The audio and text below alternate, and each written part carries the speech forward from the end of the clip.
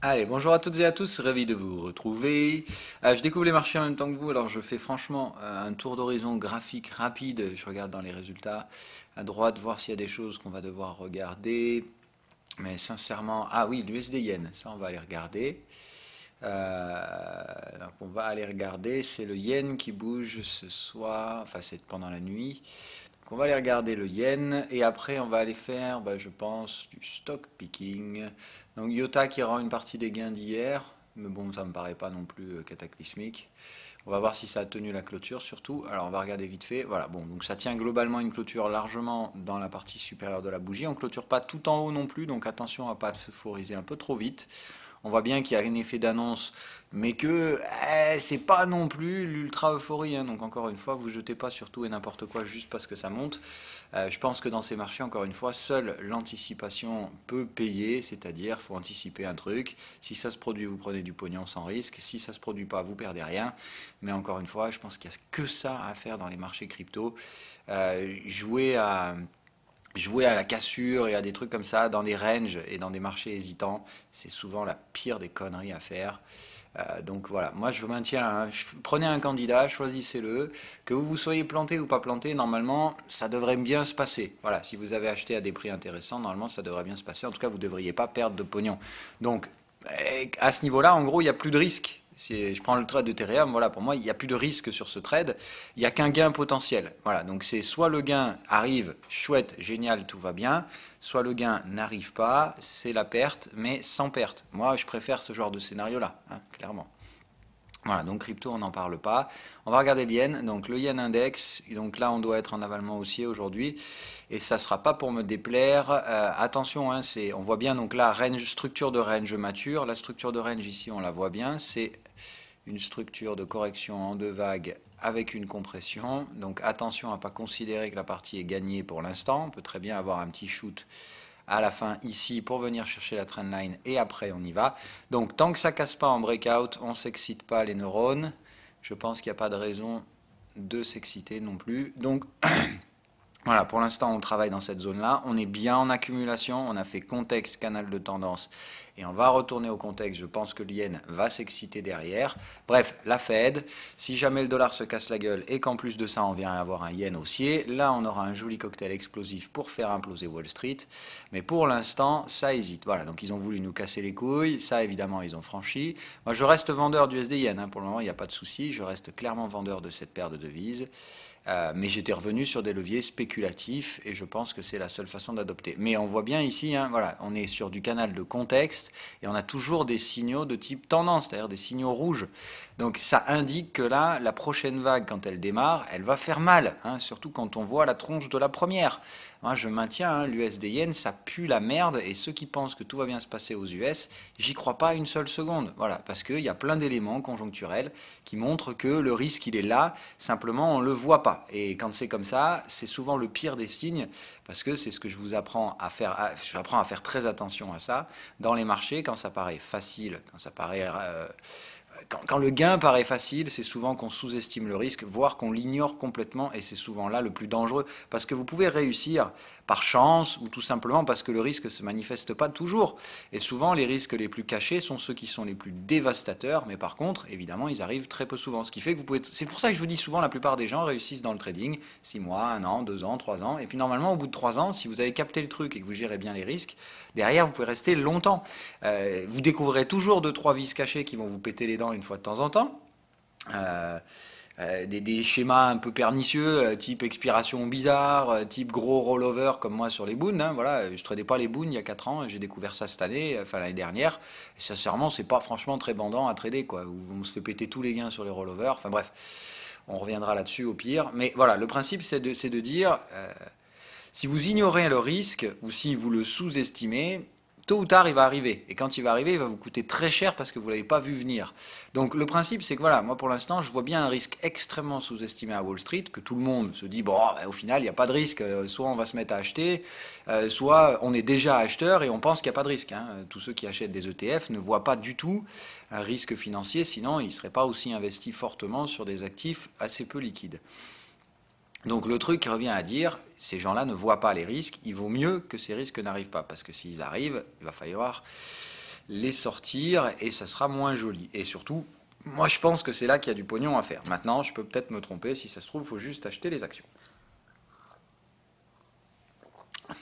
Pardon, je finissais le café. Donc voilà, l'USD Yen, pour l'instant, c'est plutôt mal barré pour Wall Street. Hein, donc encore une fois, des fortes divergences. Wall Street au sommet, l'USD Yen pas du tout. Voire, il montre même des signaux assez inquiétants. NZD Yen, là on est tranquille, on arrive au canal de tendance, mais je pense que ça va accélérer, donc il n'y a pas de souci, comme quoi il fallait bien les garder, ces trades. CAD Yen, on va arriver sur les structures bientôt en breakout, j'attends qu'on constitue le support, hein. Donc normalement ils vont tenter de constituer un support soit par là, soit on casse ça, alors là si on casse ça, là c'est la merde, et là il faudra rentrer en breakout direct. Donc même chose, hein, le Yen se réveille, ça devrait quand même vous mettre la puce à l'oreille, hein. Donc comme quoi, alors je sais, il y en a, ça aussi j'en ai reçu beaucoup des mails à ce sujet-là, sur les scénarios NZD Yen, CAD Yen, tout ça, pourquoi ces scénarios déclenchaient pas, patati patata. Bon, hein, et vous voyez qu'au final ils m'ont juste cassé les couilles sur le timing, à remonter pour rien, mais au final les scénarios vont fonctionner, je vais récupérer mes gains derrière et tout va bien se passer. La même chose, hein, des signaux annonciateurs de tendance sur des canaux, pardon, le canal de tendance il est encore là-haut. J'ai rien dit. Donc là, pour l'instant, ça, c'est pas exploitable. Hein, donc on va attendre. Moi, je veux qu'on casse ce canal de tendance. Hein, évidemment, parce qu'il ne faut pas faire une accumulation haussière. Il ne faut pas faire canal de contexte, tendance, et revenir là-haut derrière. Hein. Le principe, c'est vraiment qu'il faut venir ici, casser ça, et installer le range baissier. C'est-à-dire ici, on défonce le support de contexte. Et évidemment, on revend le contexte résistant. Donc ça, c'est du range baissier. On n'est pas en tendance ici, on est en range baissier, mais bon, en général, je vous avais appris quand même que les devises sont plutôt en range. Donc il n'y a pas de grande surprise à ce niveau-là. Bref, donc je pense qu'ici, il y a de quoi démonter. Donc normalement, on va aller plus bas que le plus bas précédent. Je pense sincèrement qu'on va viser d'abord ce type de trendline et qu'on va probablement lui mettre la misère derrière. C'est-à-dire, on vient ici, ça rebondit un petit coup, et bam, et on vient là, et après on s'arrête. D'accord? Une fois qu'on a cassé le support annuel, on ne vise pas plus bas sur cet objectif-là. Voilà, donc 2 vagues de baisse, hein, pour ma part, à viser là-dessus. Guère plus, et évidemment, on fera attention au contact de l'oblique. Ok, voilà pour ça. Alors, qu'est-ce qu'on va faire d'autre? Est-ce qu'on fait un peu de stock picking ou pas? On va se le garder pour jeudi, parce qu'au final, il y a des trucs à faire, là, je trouve, aujourd'hui. Quand je vois que le gold se reprend, que l'USD Yen se reprend, ça m'annonce rien de bien bandant pour Wall Street aujourd'hui. Donc on va regarder la tranche des indices. Le gold, qu'est-ce qu'on aurait d'exploitable?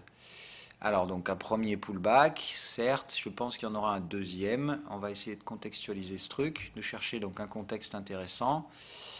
Alors, ça qu'est-ce que c'est? Waouh, ok. Alors, attendez, on va supprimer les prix d'abord, voilà. En 4 heures, qu'est-ce qu'on a? Essayer de trouver un cadre qui soit exploitable là-dedans. Ouais, voilà. Bon, là, moi, je pense que le 4 heures, ça vous parle bien. Enfin, pour moi, ça parle très très bien, là, le 4 heures.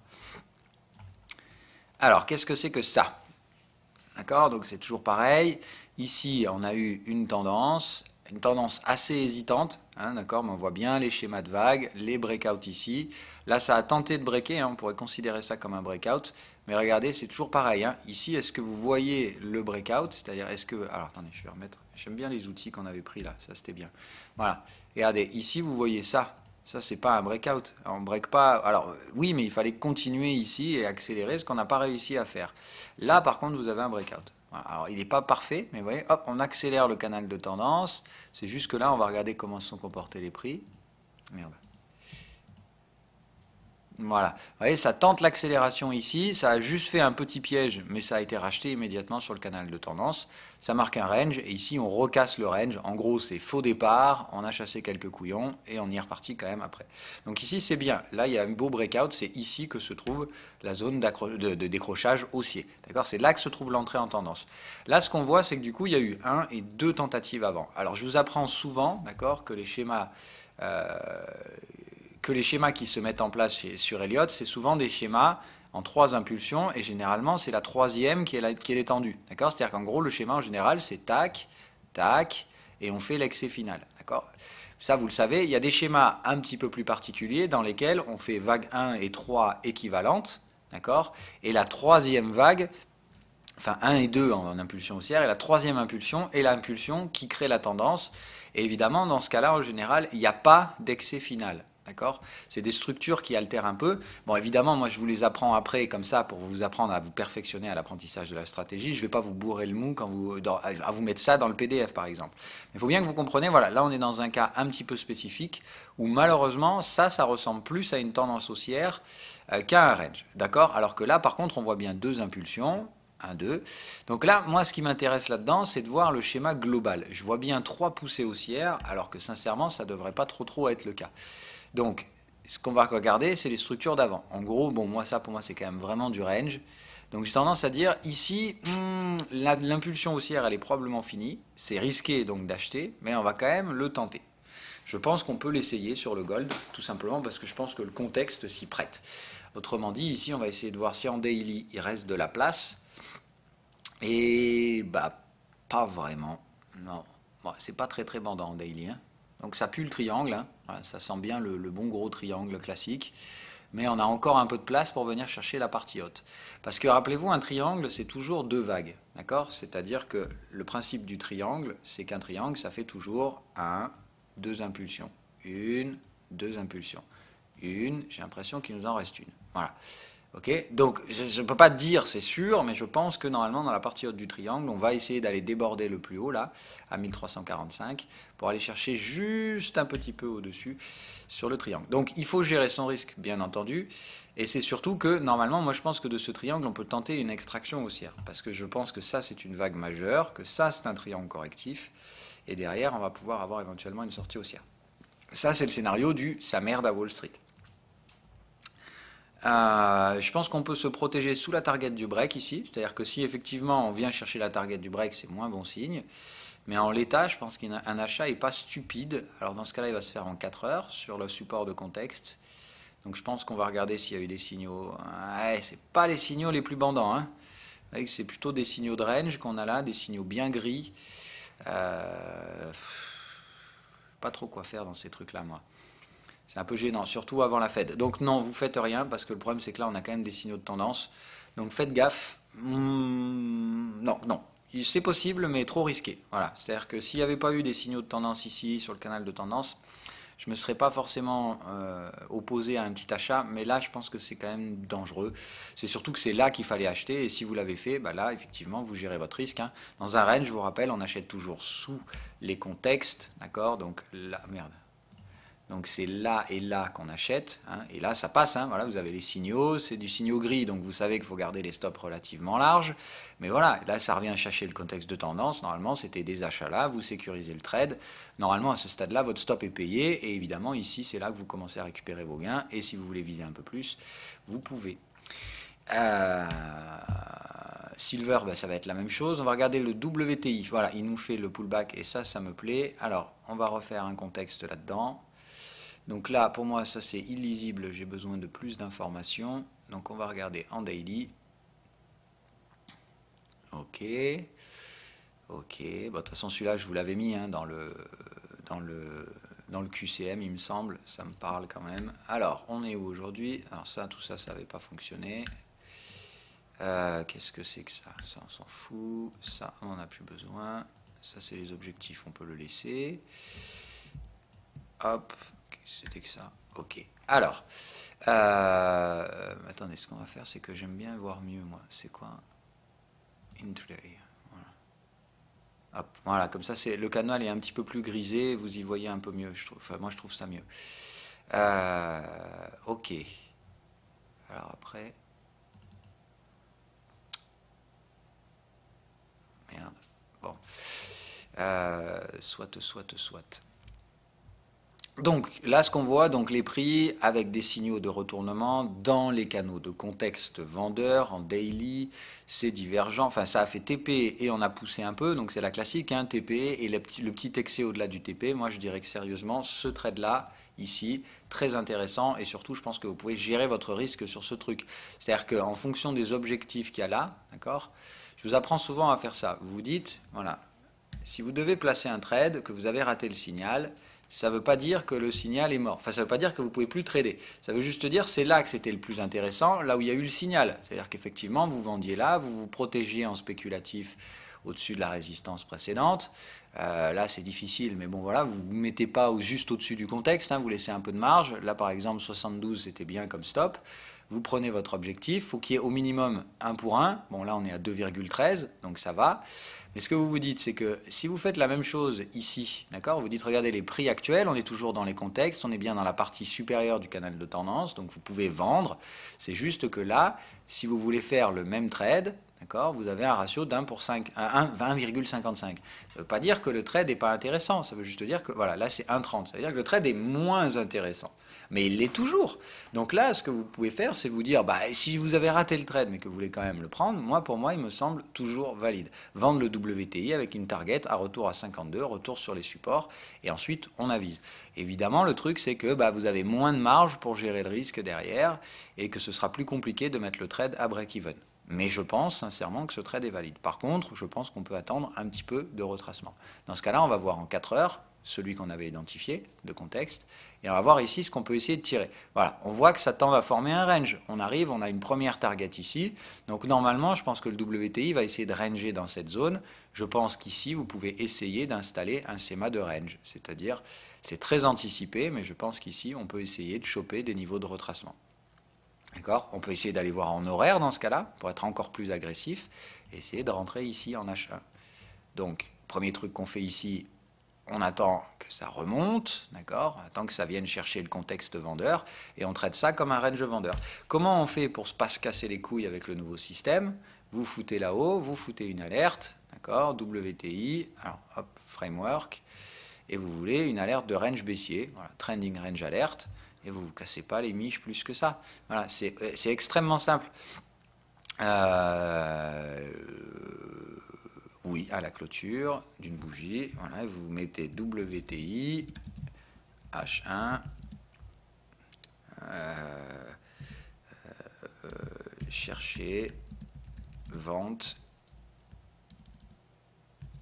avec SL 72 TP, on a dit combien, 52 je crois pour le TP, voilà.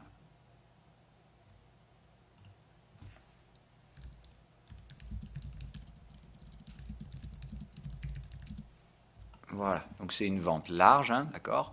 Mais donc là, le principe, c'est que je laisse l'algo attendre que des conditions de range baissier soient remplies. C'est-à-dire qu'il faut que ça vienne chercher le contexte et qu'on retrace au moins 61%. D'accord, donc ça va attendre 61% de retracement, ça va attendre un contexte, ça va m'informer à chaque fois qu'il y a un breakout, d'accord, à chaque fois qu'il y a un petit carré ou une petite croix, il va m'informer de ça, évidemment. D'accord, donc en fait, à chaque fois qu'il va y avoir un truc intéressant sur le WTI en horaire, je vais être alerté. Donc, qu'est-ce que je fais à partir de ce moment-là ? Je me barre. C'est quand même pas compliqué. Voilà, à ce moment-là, j'ai fait mon travail, ça m'a pris 1 minute, et là encore, bon, je vous ai expliqué tout le bordel, mais sinon, ça me prend franchement moins de temps que ça pour le faire. Allez, on va voir les indices. On va regarder Daxune. Qu'est-ce qu'il nous fait, non, Daxu ? Alors, on va revenir sur les analyses classiques. Avec les prix. Voilà. Alors, qu'est-ce qui nous fait Daxune ? Ouais, d'ailleurs, je vais les supprimer, mes alertes de range, hein, parce qu'on n'est plus trop en range. Hop. Hop. Voilà. Alors, qu'est-ce qu'il nous fait ? Donc, on est sur la zone, donc ça c'est le 61% de Fibo Daily, hein, d'accord ? Donc on voyez bien qu'on travaille la zone, un peu au-dessus, un peu en dessous, un peu au-dessus, un peu en dessous, il se passe que dalle. On va regarder la structure du cash, mais je crois que c'est pas bien bandant non plus en daily. Voilà, d'un inintérêt le plus total. Donc on attend l'avalement baissier, hein. Donc je pense qu'aujourd'hui il y a ce qu'il faut pour aller casser le plus bas. Les premiers supports en daily sont inexistants, je dirais là, l'ancien support de gap. Qui me semble très très très intéressant à revisiter. Voilà, je dirais cette zone-là, hein, donc les 12 120, 130 qui risquent de servir de support à court terme. Mais donc ça veut bien dire qu'en daily, ici, vous voyez, on tente le débordement du contexte et en fin de mois, là, boum, on retombe dans le contexte. Et ça, c'est ce qui me semble le plus probable. Voilà, ça retombe fort là en fin de mois. Et si on fait ça, ça montrera bien que tout ça, c'était des excès, qu'on revient clôturer dans les contextes vendeurs du DAX et que sincèrement, ça laisse à présager tout simplement la reprise baissière pour un nouveau plus bas à terme. Alors on parle de daily, ça va mettre plusieurs mois à se mettre en place, mais je pense que c'est toujours l'objectif à viser. Donc je pense qu'il faut rester vendeur sur le DAX. Je pense qu'aujourd'hui ça va être plutôt rouge.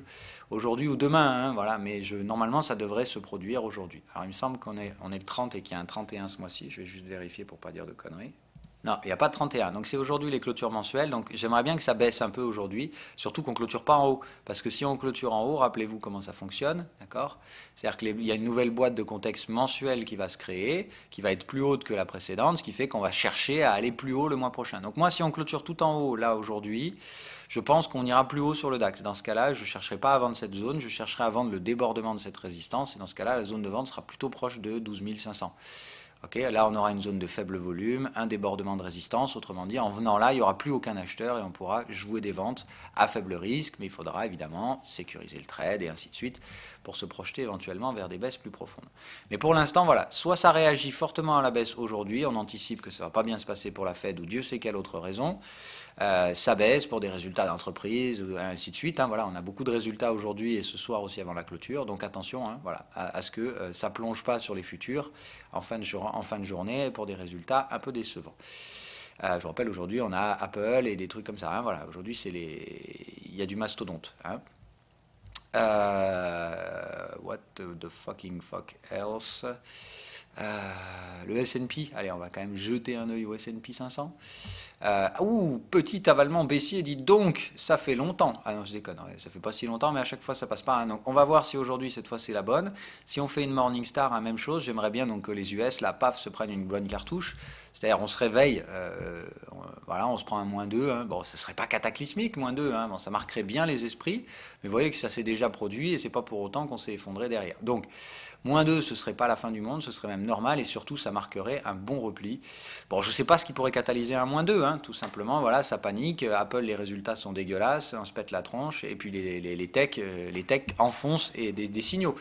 Parce que rappelez-vous quand même que pour l'instant, là où on en est en swing, sur les index, voilà, sur les secteurs, pardon, sur les indices sectoriels, voilà où on en est, hein, toujours pareil. Il y a quand même des secteurs où ça va pas très bien, type matériaux, healthcare, on fait du pullback, mais vous voyez que c'est quand même plutôt pas bandant hein, comme truc. On va peut-être essayer de faire un triangle un peu plus gros, mais bon, voilà, ça semble plutôt parti quand même pour se péter la tronche. Les valeurs indus, c'est pas du rêve non plus, hein, voilà, ça a bien chuté. Là, on est en train d'essayer de jouer les sommets hein, sur les staples. Mais voilà, le seul truc, c'est ça. Moi, je vais vous montrer ce truc-là, c'est quand même pas ultra bandant. Hein. C'est-à-dire que ça, il faut absolument pas que ça commence à baisser. Hein. C'est-à-dire que je vous rappelle, quand vous avez un truc comme ça qui ne ressemble à rien, ça, c'est les techs, hein, qui ne ressemble à rien d'un pricing, ça, dès que ça tombe, tout ça s'est effacé d'un coup. Hein. C'est-à-dire que là, si ça retombe, c'est un crack. Je vous l'avais déjà dit, sur ces valeurs-là, il ne faut pas espérer de miracle. Hein. Voilà. Ça, c'est tant que ça monte, c'est miraculeux. Le jour où ça tombe, c'est fini, c'est game over. Donc ça peut monter encore plus haut, il n'y a pas de souci, mais il faut être conscient des risques. Voilà. Si vous perdez technologie et discretionary, je vois personne capable de prendre le relais. Tout simplement parce que tous les autres secteurs sont soit des secteurs extrêmement défensifs type utility, c'est-à-dire c'est des secteurs qui se retourneront avec le marché, mais qui baisseront moins. D'accord? C'est là-dedans qu'il y a nos General Electric et d'autres trucs. Hein, voilà. Mais c'est bien pour ça le truc, c'est de dire, bon, healthcare, c'est plus du tout bandant aujourd'hui. Les mecs, ils ont plutôt intérêt à sauver la mise s'ils veulent pas se prendre un crack. Les staples, je trouve pas ça bandant du tout. On est bien en contexte vendeur, il y a des signaux de range, ça donne pas super envie d'acheter. Donc pour installer une tendance, c'est quand même compliqué. Il faudrait vraiment des forts catalyseurs pour le faire. Et j'ai pas certain qu'on les ait, quoi. Donc tout dépend de la Fed. Soit la Fed catalyse des achats, on revient à ce qu'on a dit hier. Ça me paraît peu probable, mais attention, j'ai tellement été repoussé par Wall Street dernièrement que je suis plus surpris de rien du tout de par ces ricains. Maintenant, je suis conscient qu'ils minimisent considérablement les risques depuis des mois. Si ça doit leur exploser à la gueule, il ne faudra pas venir pleurer, ils l'auront bien cherché. Voilà, donc on va se limiter à ça aujourd'hui, j'ai pas besoin d'aller beaucoup plus loin. Donc je surveille mon VIX, on va essayer de donner des objectifs. Donc là, si ça cartouche aujourd'hui et qu'on prend -2, hein, c'est direction 16, 17 sur la volate, facile. Hein. Je pense pas qu'on puisse casser ces résistances-là, mais qu'on puisse venir chercher ça, ça me semble par contre très très non, c'est pas un canal que je veux une ligne droite de tendance, voilà. Je pense que venir chercher cette zone-là me semble tout à fait probable, donc là, un POUC, voilà, on vient chercher un petit 16-17 sur le VIX. Moi, je reste à l'achat quoi qu'il arrive, mais vu qu'on arrive à la moitié de l'échéance mensuelle, hein, je prendrai probablement un petit 25 ou 30% de profit vers la zone des 16-17. D'accord, donc ce que je vais faire, c'est qu'en général, voilà, moi je trace l'oblique, ok, je la descends, hop, je la descends un peu, en fait, c'est pour être alerté avant, hein, et je fous une alerte dessus. Voilà, donc ça, c'est VIX One Day, TP 33%. Voilà, pas plus que ça, hein, il faut quand même, je prends du risque sur le VIX, j'ai pas envie de récupérer des gains de merde. Voilà, si jamais ça doit imploser, pour une raison externe, la Fed surprend complètement le marché et le VIX explose à 40, hein, c'est pas impossible. Et il va de soi que c'est ce que je veux récupérer comme gain, donc je vais pas me limiter. Hein, voilà. Mais il est clair que là, je veux quand même récupérer des gains vers les 17, au cas où, hein, tout simplement, il nous joue le marasme du ah ben non, il n'y a pas de volatilité, tout va bien, c'est juste on a une petite crispation sur la Fed et rien de plus. Évidemment, on surveille Apple aujourd'hui, mais bon, voilà, hein, sans plus d'intérêt que ça. Moi, je suis déjà vendeur, je le reste. Pas de raison d'aller chercher plus que ça. Je pense que d'un point de vue spéculatif, tant que vous gardez un stop relativement loin pour jouer les résultats, je pense que ça vaut le coup de jouer ça. On est clairement sur des trucs mais complètement débilos, hein, c'est-à-dire, voilà, regardez le sentiment acheteur. Je vous rappelle souvent, vous dire les trend lines, là, les trail lines, pardon, reviennent un peu à dire le sentiment. Alors d'ailleurs, j'étudie un truc, je vais probablement le faire dans la mise à jour. C'est-à-dire qu'au lieu de faire des trail lines comme ça, ce que je risque de faire, c'est en fait une ligne de fond, d'accord, qui synthétise les deux, c'est-à-dire en fait faire la moyenne entre la trendline support et résistance et tracer une ligne en fait entre les deux, qui vous donnera le sentiment global. Si on est au-dessus de zéro, évidemment, c'est un sentiment haussier, et là c'est vous dire on est là, quoi. C'est-à-dire le sentiment, il est juste wouh, ultra bullish, c'est fantastique, tout va bien. On est encore très loin des sommets historiques, la valeur est quand même assez mal orientée et ça pue le dead cat bounce. Alors c'est un dead cat bounce encore une fois complètement débile, merci la Fed, mais et quoi qu'il en soit, ça reste un dead cat bounce selon moi. Voilà. Donc malheureusement c'est plutôt mal embouché comme scénario. Et si évidemment ce sentiment haussier se réoriente à la baisse, ça va pas être joli joli. Voilà. Bon bref, je regarderai, hein, je vais faire 2-3 tests là-dessus pour l'instant, voilà. Google, qu'est-ce qu'ils nous ont fait Google hier? Ils sont où Google? Google. Donc Google, qu'est-ce que ça nous a fait en aftermarket? Je vais aller vérifier parce que là je crois qu'on ne les voit pas les résultats. En hebdo, je ne sais pas si on voit l'after hour.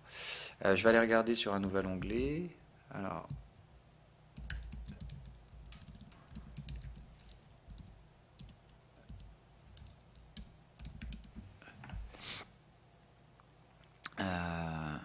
C'est quoi la différence? Ok, c'est pareil. Alors, qu'est-ce qu'ils nous ont fait Google? Ok, 1% à la clôture. Ah non, moins 7 à la clôture. Ah oui, c'est moins bon là. Donc Google, les résultats sont pas géniaux, je pense. On va aller regarder ça. Earnings. Donc moins 7 pour Google. Ah oui, non, là c'est pas bandant du tout là. Là c'est pas du tout bandant. Donc là on revient sur fin 2017. On voit bien, donc là la structure de topping up sur le marché. Alors ça a quand même bien raté les consensus là, sur les deux, hein. Donc là, c'est pas suprabandant comme truc. Attends, c'est quoi ce merdier? Pourquoi les résultats sont pas si mauvais, hein? 36 milliards, c'est pas l'enfer, hein, parce que c'est quand même par rapport en quarter to quarter, on est quand même 5 au-dessus. Donc c'est quand même pas non plus l'enfer, mais voyez bien que voilà, en structure d'IPS, là ça rate, hein, surtout que Google a quand même racheté aussi ses actions. Enfin il me semble, c'est à vérifier que je dise pas des conneries. Regardez le cash flow.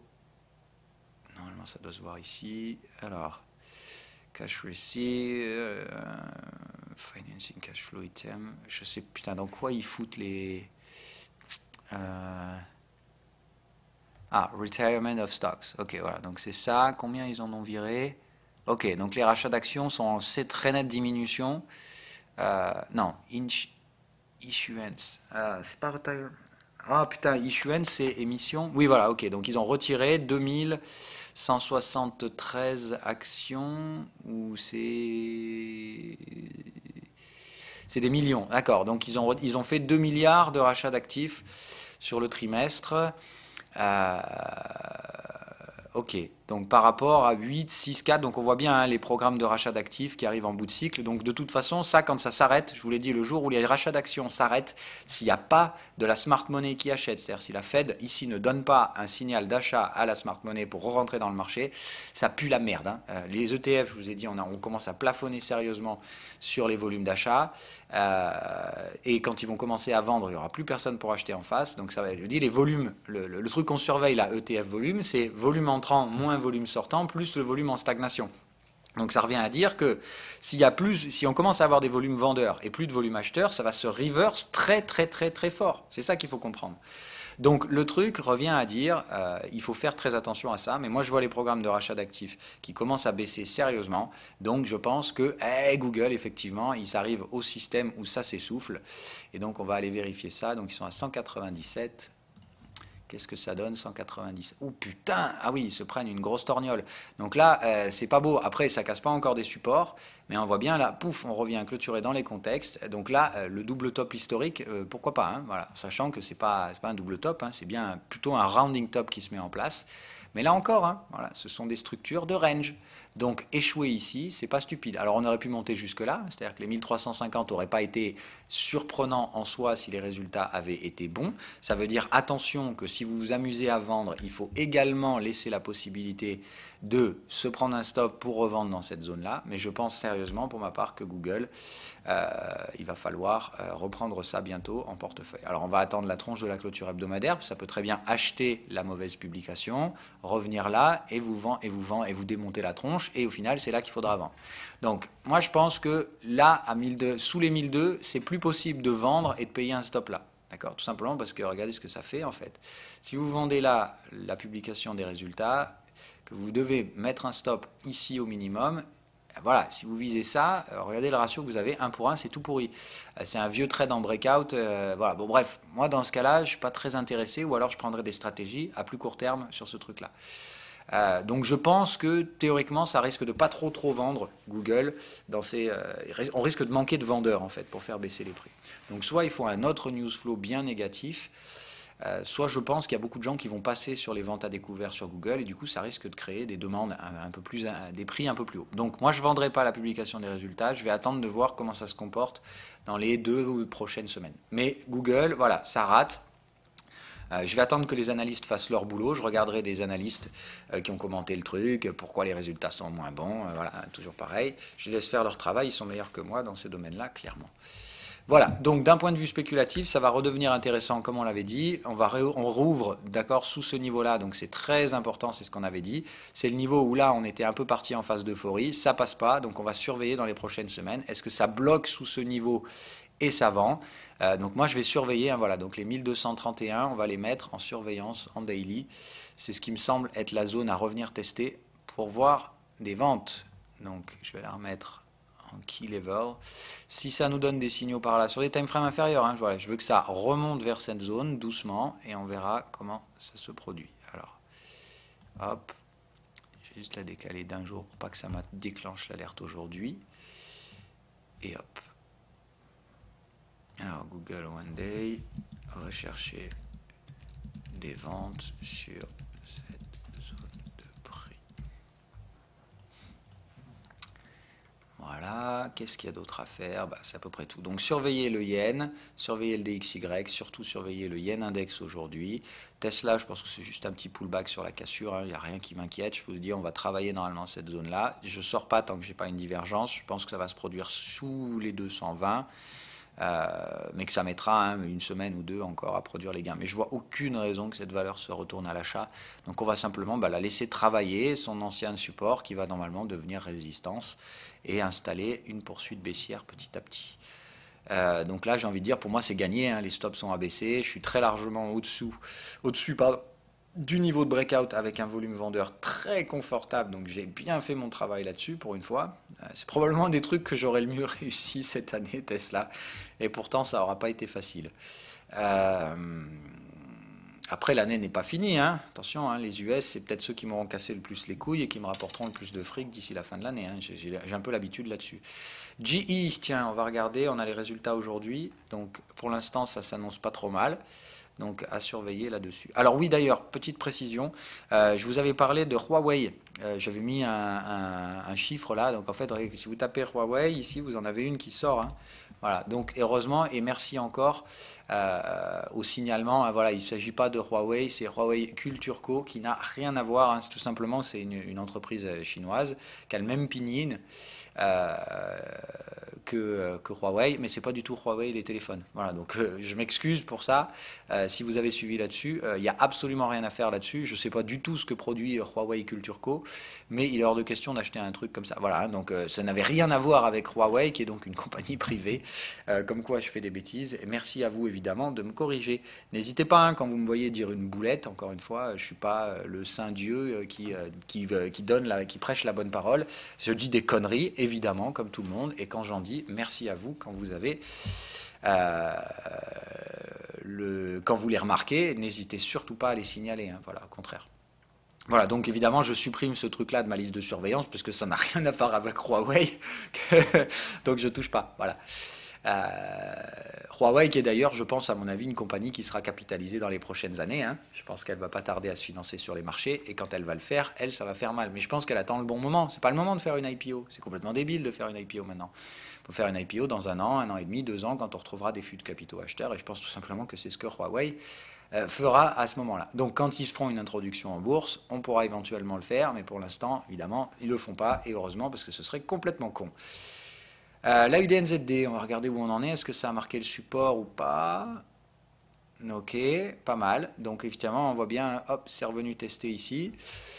C'est pas encore tout à fait gagné, hein, mais c'était bien de dire, voilà, des achats dans cette zone-là. Normalement, vous les avez sécurisés, hein, puisque vous avez une arrivée dans les canaux de tendance. Donc là, normalement, vous devez avoir payé vos stops et vous laissez faire le reste. Qu'est-ce qui nous sort, Rod, encore comme connerie?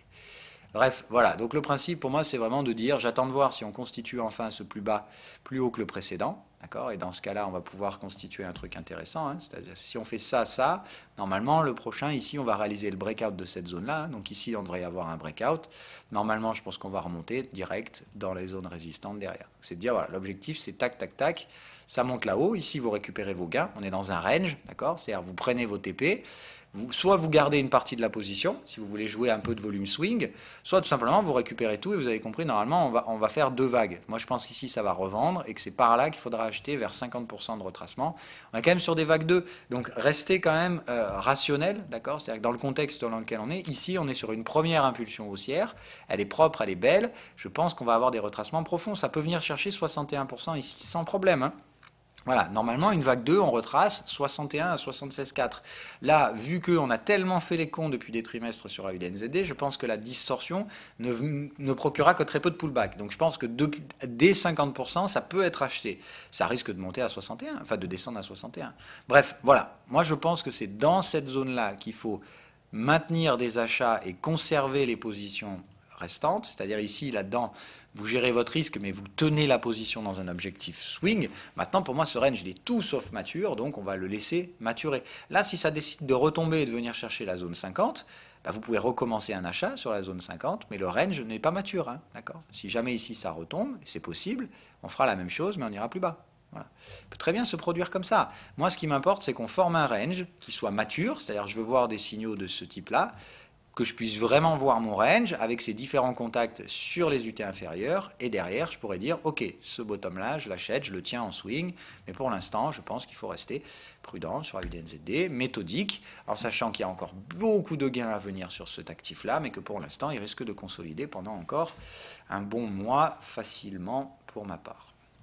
Donc il n'y a pas d'urgence, mais on surveille en fond de portefeuille. Voilà, allez, c'est tout, je m'arrête là pour aujourd'hui. Je vous souhaite à toutes et à tous une bonne journée. On ne se retrouve pas demain, puisque c'est férié et que j'ai le petit et que j'aurai autre chose à foutre que de venir faire des vidéos YouTube. Donc je vous dis à jeudi, on fera du stock picking, ou on fera la correction peut-être du QCM. ou peut-être que je vous la ferai demain pendant sa sieste. Enfin, je sais pas. Voilà. Donc, je promets rien pour demain. Et au pire, jeudi, si on n'a pas fait d'émission demain, on fera la correction du QCM jeudi.